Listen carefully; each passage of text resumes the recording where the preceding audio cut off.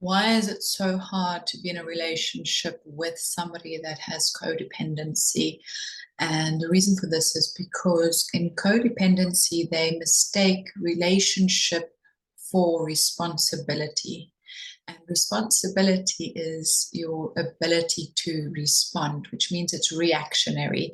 What happens when you're in a codependent relationship? Normally, that codependent in childhood had a relationship where there was a dependence on their duty. So their worth was diminished as a person, but for what they could do for the parent was valued. And so they grew up losing themselves, abandoning themselves, because it's not about you, it's about what you can do for me.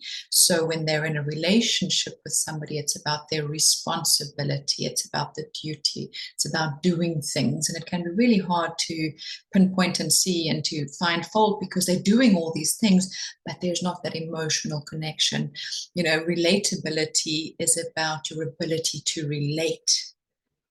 That means there's a connection, and duty doesn't have connection, it's obligation. So if you are finding that, you know, if it's pretty much, if it's something that you can pay somebody else to do, then it's not that it's irrelevant and unnecessary in your relationship, but it's that you're doing duties, you're doing acts of service, as they would call it in the love languages. You're not connecting.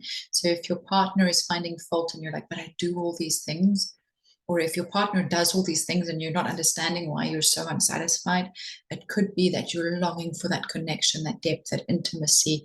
And just to bear in mind that for the codependent, relating emotionally could be excruciating, like having your nails pulled out with pliers sort of pain, because having feelings as a child was so painful.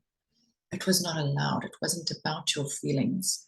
It was about being grateful for what you have, shaming for having feelings or needs or wants, and complying for your obedience and duty and what you can do for the other.